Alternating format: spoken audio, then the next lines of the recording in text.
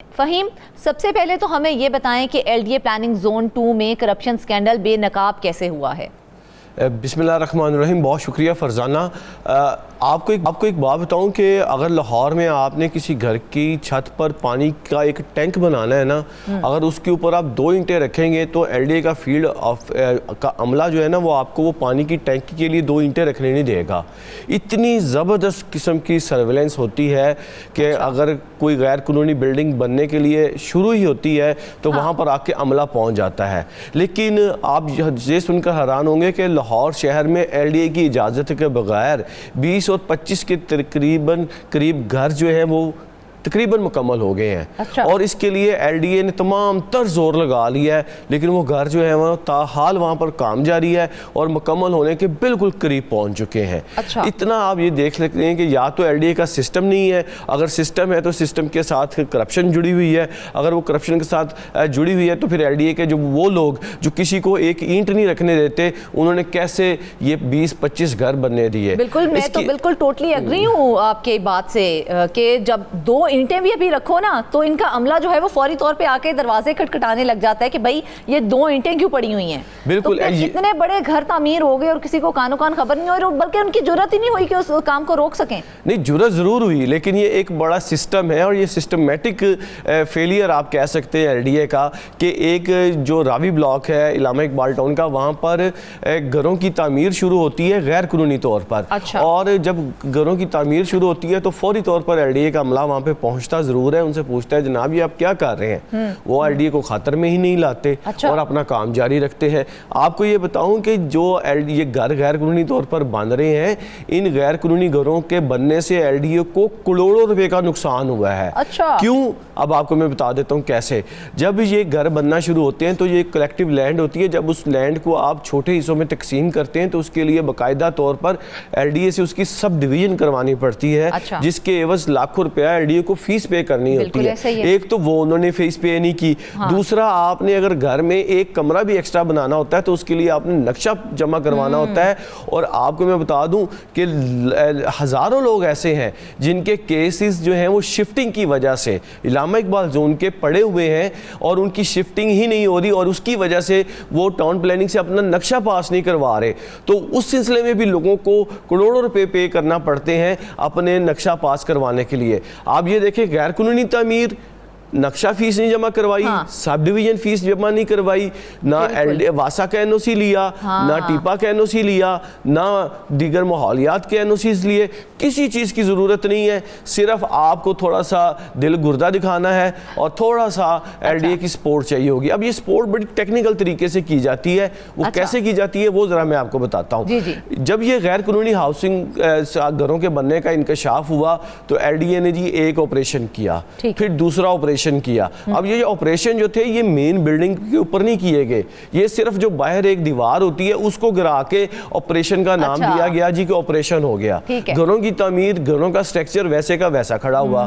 پھر کیا ہوا؟ پھر ایک مقدمہ درج کروایا ایل ڈی اے نے، پھر دوسرا درج کروایا، پھر تیسرا درج کروایا.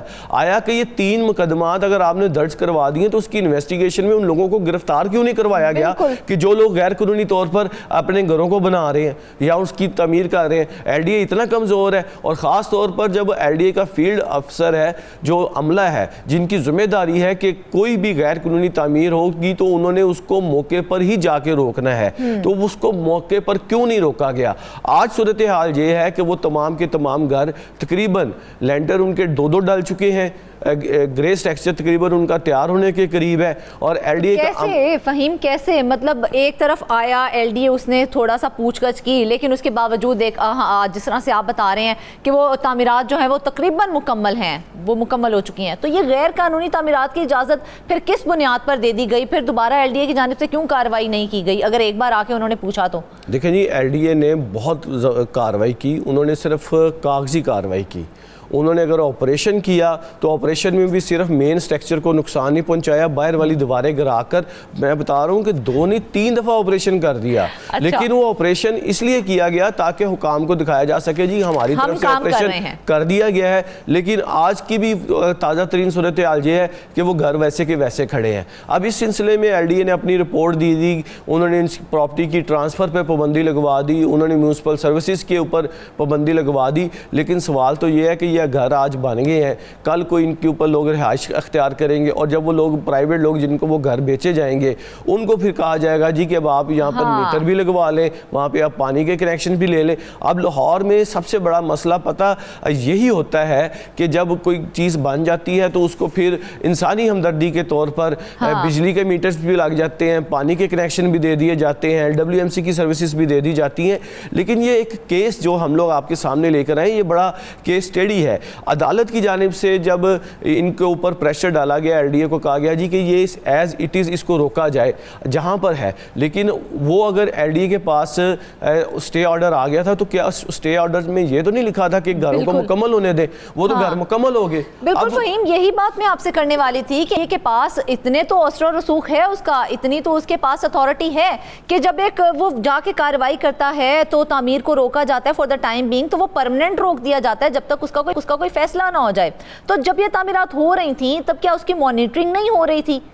جی سارے مانیٹرنگ کر رہے تھے. جو فیلڈ آفیسرز ہیں علامہ اقبال ٹاؤن کے, وہاں پر پہنچتے بھی رہے ہیں, وہاں پر جاتے بھی رہے ہیں, اور ہفتے میں ایک دن وہاں پہ جا کے کچھ نہ کچھ ہوتا رہا ہے. لیکن وہ جو کچھ ہوتا رہا ہے وہ باہر والی سائیڈ پر ہوتا رہا ہے, اندر والی سائیڈ پہ تو ہوا نہیں. اگر وہ کہتے ہیں جی کہ ہم نے 5 گھروں کو نقصان پہنچایا, 5 گھروں کو ڈیمولش کیا, اگر 5 گھروں کو ڈیمولش کیا تو پھر باقی 20 کس طرح بن گئے؟ سوال تو یہ بنتا ہے. اب اگر ڈیمولشنگ کی ہے, جو فوٹیجز ہمارے سامنے آئی ہیں اس میں تو صرف باہر کی ڈیمولشنگ ہے. اگر اس کا مکمل نقصان پہنچایا جاتا, اس کو منہدم کیا جاتا یا اس کو کام سے روکا جاتا تو آج یہ گھر تو مکمل نہ ہوتے. اب مسئلہ یہ ہوتا ہے کہ جب آپ کا قانون کا زور ایل ڈی اے کا ایک غریب شخص پہ تو چلتا ہے لیکن طاقتور پر نہیں چلتا, جو لوگوں سے مفادات ہوتے ہیں وہاں تک نہیں چلتا, صرف ان لوگوں پہ چلتا ہے جن لوگوں کے 1 کمرے 2 کمرے کا معاملہ ہوتا ہے. اب یہ ساری چیزوں کا نقصان کیا ہوتا ہے؟ آپ کو یہ بتا دوں کہ جو میونسپل سروسز ہیں, واسا کی سروسز ہیں, اس کے بعد دیگر سروسز ہیں, ان کا دباؤ جو ہے وہ اس گلی کے سیوریج پائپ پہ پڑنا ہے, اس کے ٹرانسفارمر پہ پڑنا ہے. بالکل ایسے ہی ہے, کیونکہ یہ غیر قانونی ہے. غیر قانونی طور پر ان کو بجلی نہیں مل سکتی. اگر بجلی ریڈی ہے, اگر آپ نے بجلی لینی ہے تو آپ نے پہلے سے لگے ہوئے میٹرز کے ساتھ سب میٹرز کے کنیکشن کر کے کچھ لے لینا ہے. تو یہ سارا کا سارا سسٹم جو ہے ایل ڈی اے کا بنا ہوا ہے, اس کے پیچھے ایک میکانزم ہے. اگر یہ لوگ اپنی مرضی آپ کے تحت یہ سارا کچھ کرتے رہیں گے اور ادارے کی کوئی حکمت عملی نہیں ہوگی یا زور نہیں ہوگا تو اس طرح تو پھر شہر کا اللہ ہی حافظ ہے. کہ ایک سارے صورتحال کو دیکھنے کے بعد تو ہمیں ایسا ہی لگتا ہے کہ مانیٹرنگ کا کوئی نظام موجود ہی نہیں ہے. مانیٹرنگ کی جاتی ہے صرف دکھاوے کے لیے کی جاتی ہے, اور جس طرح سے آپ نے کہا کہ مین بلڈنگ کو تو چھیڑا ہی نہیں جاتا ہے, اس کا مطلب تو یہی ہے کہ کوئی نظام ہے ہی نہیں. بالکل اسی طرح کی صورتحال ہے کہ جو متعلقہ ڈائریکٹر ہیں, میں آپ کو بتا دوں کہ جو علامہ اقبال زون کے ڈائریکٹر ہیں ان کا شمار ایل ڈی اے کے ہانسٹ آفیسرز میں ہوتا ہے. اچھا, یہ میں آپ کو پوری ایمانداری سے رائے دے رہا ہوں. اچھا, ان کا شمار ایک ایل ڈی اے کے چند ایک ایماندار افسروں میں ہوتا ہے. لیکن جو ان کے نیچے فیلڈ میں کام کرنے والے لوگ ہیں ان کی طرف سے لگتا ہے کہ انہیں وہ سپورٹ نہیں دی جا رہی جس سپورٹ کی انہیں ضرورت تھی. انہوں نے اپنے طور پر مکمل طور پر ایک بریف تیار کیا ہوا ہے کہ جی 3 FIRs ہیں, 4 آپریشنز ہیں, 2 دفعہ ہم نے اس کو سیل کر دیا ہے. لیکن پھر بھی اگر وہاں پہ کنسٹرکشن ہوئی ہے تو وہ متعلقہ فیلڈ افسرز جو ہیں ان کو جواب دہ ہونا چاہیے کہ کس طرح یہ گھر جو ہے یہ بن چکے. کوئی جواب لیتا ہے فہیم؟ دیکھیں انہوں نے صرف اپنی فائلوں کے پیڑ بھر دیے ہیں. یہ مکمل طور پر ایک ڈے ٹو ڈے قسم کی اپنی ایک رپورٹ بنا کے بھیج دی ہے کہ آخری جو آپریشن وہاں پر کیا گیا ہے وہ 26/2/2025 کو جو ہے وہاں پر آپریشن کیا گیا ہے, یعنی کہ آج سے تقریباً 2 مہینے قبل. بالکل ایسے ہی. اب 2 مہینے قبل اگر آپریشن کیا گیا ہے تو آج وہ گھر مکمل کس طرح ہو گئے ہیں؟ یا تو اس وقت آپریشن جو ہے وہ اتنا محدود, جس طرح کہ ہمارا پوائنٹ ہے کہ صرف باہر کی دیواریں گرا دی گئیں, اگر یہ آپریشن اس وقت مکمل کر لیا جاتا 26/2/2025 کو تو اس وقت آج یہ سارا کچھ نہ ہو رہا ہوتا. اب وہاں پہ گھر مکمل ہو چکے ہیں, اب لوگوں کے ساتھ بھی زیادتی ہوگی.